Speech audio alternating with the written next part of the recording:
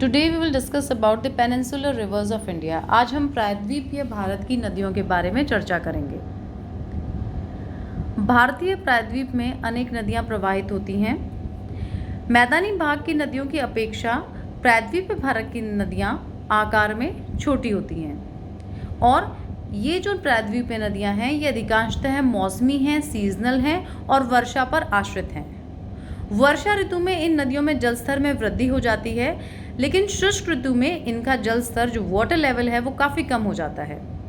इस क्षेत्र की नदियाँ कम गहरी हैं, लेकिन इन नदियों की घाटियाँ चौड़ी हैं और इनकी अपर्दन क्षमता लगभग समाप्त हो चुकी है। ये इसलिए है क्योंकि जो प्रायद्वीपीय नदियाँ हैं वो सब की सब जो हमारा अपर्दन का चक्र है, नदी के जल का अपर्दन का चक्र है, उसकी प्रौढ़ावस्था में है, ओल्ड स्टेज में है। इसलिए इस ओल्ड स्टेज में इनकी जो अपर्दन करने की क्षमता है वो समाप्त हो जाती है। ये पूर्णतः मैदानी भाग में प्रवाहित होती हैं। इस कारण यहाँ की अधिकांश नदियाँ यानी प्रायद्वीपीय भारत की जो अधिकांश नदियाँ हैं वो बंगाल की खाड़ी में गिरती हैं, वहीं कुछ नदियाँ अरब सागर में गिरती हैं और कुछ नदियाँ गंगा व यमुना नदी में जाकर मिल जाती हैं। प्रायद्वीपीय क्षेत्र की कुछ नदियाँ अरावली तथा मध्यवर्ती पहाड़ी क्षेत्र से भी निकलती हैं। वैसे अधिकांशतः जो सह्याद्री और दक्कन का पठार है वहाँ से इन नदियों का उद्गम होता है, लेकिन कुछ एक नदियाँ हैं जो अरावली और मध्यवर्ती पहाड़ी भाग से निकलती हैं और ये नदियाँ कच्छ के रण या खंबात की खाड़ी में गिर जाती हैं। प्रायद्वीपीय क्षेत्र का जो धरातल है वो अधिकांशतः विषम और पठारी धरातल है, पथरीला धरातल है। इसी कारण इस क्षेत्र की नदियों से नहरें सामान्यतः नहीं निकाली जा सकती हैं और आप देखेंगे कि प्रायद्वीपीय भारत में सबसे कम कैनाल इरिगेशन का एरिया है। अब हम बात करते हैं प्रायद्वीपीय नदियों के स्लोप की। देखिए, सामान्यतः प्रायद्वीपीय नदियों का सामान्य ढाल पश्चिम से पूर्व की ओर है, पर अगर हम गौर से इस ढाल का अध्ययन करें तो हमें 3 प्रकार के स्लोप या ढाल देखने को मिलते हैं। पहला है दक्षिण पूर्वी ढाल।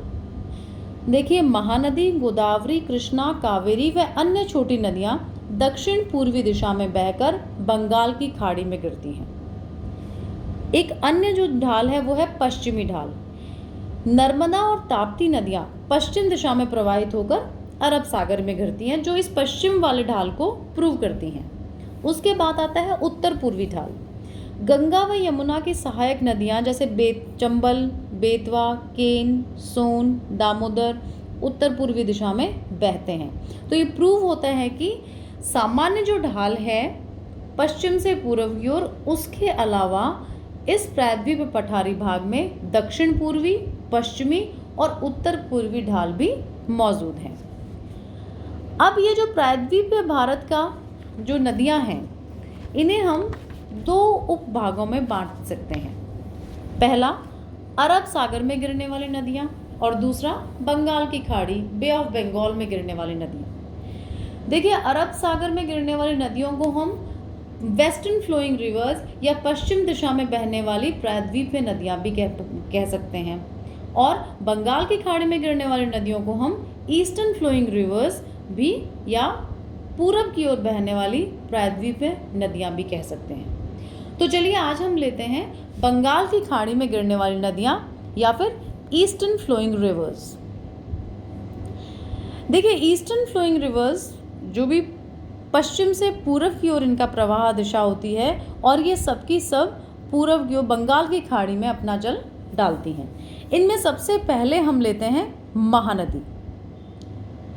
महानदी कोयल और शंख नदियों से मिलकर बनी है।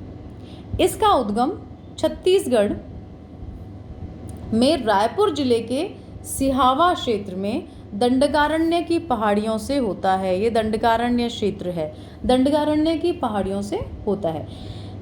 ये जो उद्गम स्थान है इस महानदी का, इसकी जो औसत ऊंचाई है वो 942 मीटर है और अपने उद्गम से निकलकर यह दक्षिण पूर्व की ओर बहती है। महानदी छत्तीसगढ़ व एमपी के कुछ भाग में बहती हुई आंध्र प्रदेश से कुछ जल लेकर लगभग 858 किलोमीटर बहकर उड़ीसा में एक बड़ा डेल्टा का निर्माण करती है। ये बड़े डेल्टा का यहाँ पे निर्माण करती है। डेल्टा के पास ही बाईं ओर से ब्राह्मणी नदी आकर मिलती है, जो बालसोर जिले में आगे चलकर वैतरणी नदी इसमें आकर मिलती है। यानी डेल्टा के पास बाईं ओर से ब्राह्मणी नदी मिलती है और बालसोर जिले में इससे वैतरणी नदी मिल जाती है। वैतरणी उड़ीसा के क्योंझार की पहाड़ियों से निकलती है। महानदी की अन्य सहायक नदियाँ इब, मांड, हासदो, शिवनाथ, ओंग, जोंग व तेल हैं। महानदी पर उड़ीसा में हीराकुंड बांध बना हुआ है, जो बहुत बड़ा मल्टीपर्पज प्रोजेक्ट है। अब अगली नदी हम लेते हैं गोदावरी। देखिए, गोदावरी प्रायद्वीप भारत की लॉन्गेस्ट रिवर है, लंबी नदी है और भारत की गंगा नदी के बाद दूसरी सबसे बड़ी नदी है। इसलिए इसे हम वृद्ध गंगा और दक्षिण गंगा के नाम से भी जानते हैं। गोदावरी महाराष्ट्र के पश्चिमी घाट में नासिक जिले के दक्षिण पश्चिम की ओर 60 किलोमीटर दूर त्र्यंबक गांव में त्र्यंबक के पठार से निकलती है। ये ओरिजिन एरिया है इसका। और इस पठारी भाग की जो ऊंचाई है वो 1067 मीटर है। और यह जो भाग है यह है अरब सागर के तट से मात्र 80 किलोमीटर की दूरी है। ये जो मात्र डिस्टेंस आप देख सकते हैं इसका, ये ओरिजिन का प्लेस है और ये मात्र 80 किलोमीटर की दूरी पर है। अपने उद्गम स्थल से गोदावरी पूरब की ओर बहती है और आंध्र प्रदेश में इसकी घाटी काफ़ी संकड़ी हो जाती है। यहाँ पोलावरम के पास यह एक गुफा से होकर गुजरती है। पूर्वी घाट को पार करने के बाद यह अंतिम 90 किलोमीटर तक फैल के इतनी चौड़ी हो जाती है कि इसमें अनेक द्वीप देखने को बन जाते हैं या देखने को मिलते हैं। राजमुंद्री के पास गोदावरी की धारा लगभग 2745 मीटर चौड़ी हो जाती है। अपने प्रवाह के दौरान गोदावरी में अनेक सहायक नदियां आकर मिलती हैं, यानी राइट बैंक और लेफ्ट बैंक ट्रिब्यूटरीज हैं। और इनमें जो राइट बैंक ट्रिब्यूटरीज हैं उनकी संख्या अधिक है।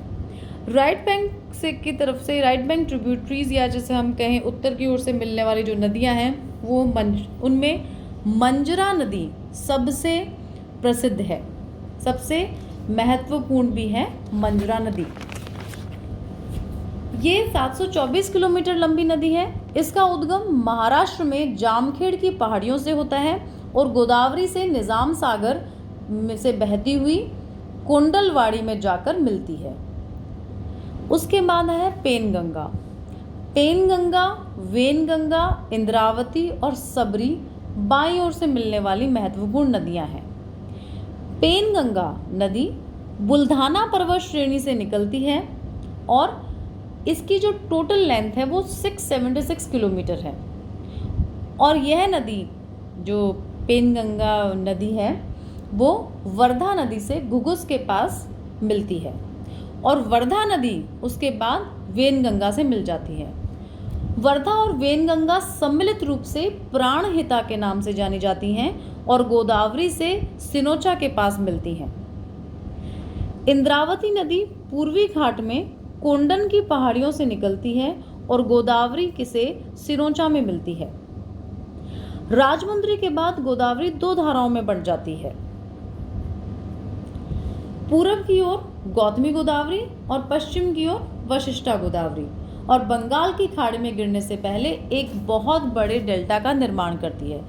गोदावरी नदी का जो डेल्टा है वो लोबेट प्रकार का है। गोदावरी नदी का पूरे अपवाह क्षेत्र की यदि हम बात करें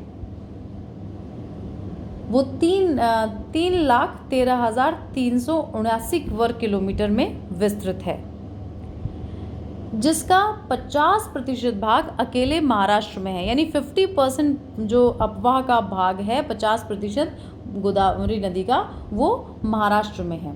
शेष अपवाह क्षेत्र कर्नाटक, ओडिशा व आंध्र प्रदेश में है। अगली जो नदी है वो हम लेते हैं कृष्णा नदी। देखिए, कृष्णा नदी महाराष्ट्र, कर्नाटक और आंध्र प्रदेश में प्रवाहित होती है।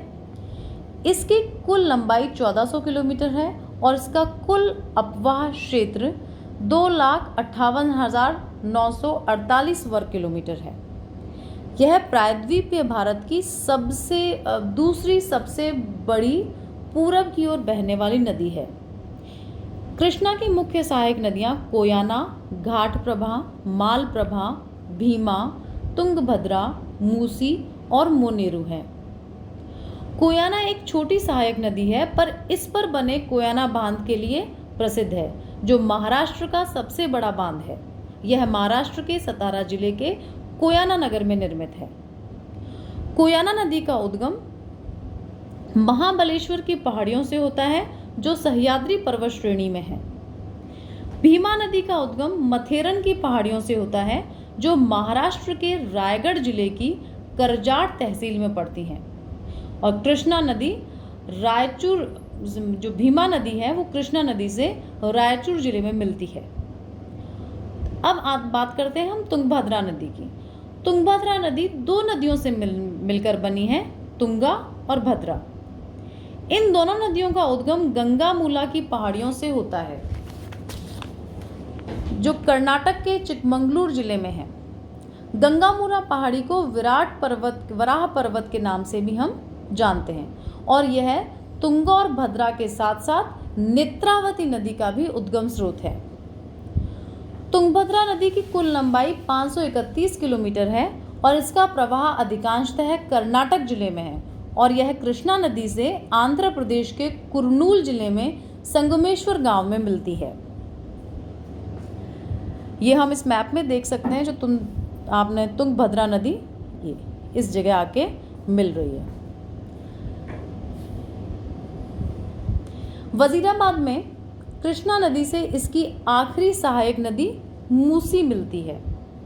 मूसी का उद्गम तेलंगाना के विकाराबाद जिले में अनंतगिरी की पहाड़ियों से होता है।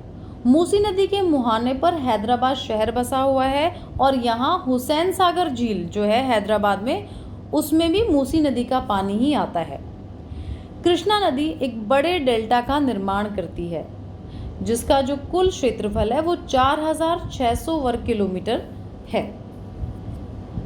इसके बाद हम लेते हैं कावेरी नदी को। देखिए, कावेरी नदी भी एक इम्पॉर्टेंट नदी है। इसका उद्गम कर्नाटक के कुर्ग जिले में स्थित सह्याद्री पर्वत श्रेणी में ब्रह्मगिरी की पहाड़ियों से ताल के कावेरी नामक स्थान से होता है। कावेरी कर्नाटक व तमिलनाडु से 805 किलोमीटर बहती हुई तमिलनाडु में कैरकल के निकट बंगाल की खाड़ी में गिर जाती है। इसका कुल अपवाह क्षेत्र 87,900 वर्ग किलोमीटर है। मैसूर के पठार में यह नदी कई जलप्रपात बनाती है। इनमें शिव समुद्रम जलप्रपात काफ़ी प्रसिद्ध है। इस नदी की महत्वपूर्ण विशेषता यह है कि इसके ऊपरी भाग में ग्रीष्मकालीन दक्षिण पश्चिमी मानसूनी पवनों द्वारा वर्षा होती है और इसका जो निचला भाग है वहाँ लौटती हुई शीतकालीन उत्तर पूर्वी मानसूनी पवनों द्वारा वर्षा प्राप्त होती है। अब इसका फ़ायदा ये है कि इस नदी में जो जल है वो वर्ष पर्यंत बहता रहता है, क्योंकि दोनों सीजन्स में इस नदी में जल की आपूर्ति होती रहती है, वर्षा जल की।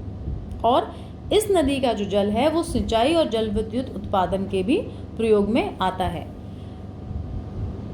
कावेरी पत्तनम बंदरगाह कावेरी नदी के तट पर स्थित है। कावेरी की मुख्य सहायक नदियों में हेरांगी, हेमावती, लोकपावनी, श्रीमसा, अर्कावती आदि हैं, जो उत्तर से आकर इसमें मिलती हैं। वहीं दक्षिण से आकर मिलने वाली जो सहायक नदियां हैं उसमें लक्ष्मण तीर्था, कबानी, स्वर्णवती, भावनी, अमरावती आदि नदियां हैं। आइए अब हम चलते हैं स्वर्ण रेखा नदी की ओर। स्वर्ण रेखा झारखंड में रांची के पठार से निकलती है और इसका जो उद्गम स्रोत है वो लगभग 600 मीटर ऊंचा है। अपने उद्गम से यह दक्षिण पूर्वी दिशा में पश्चिम बंगाल व उड़ीसा की सीमा रेखा बनाती हुई, आप ये देख सकते हैं उड़ीसा की जो सीमा रेखा है, पश्चिम बंगाल उड़ीसा की ये जो सीमा रेखा बनाती हुई यह बंगाल की खाड़ी में गिरती है।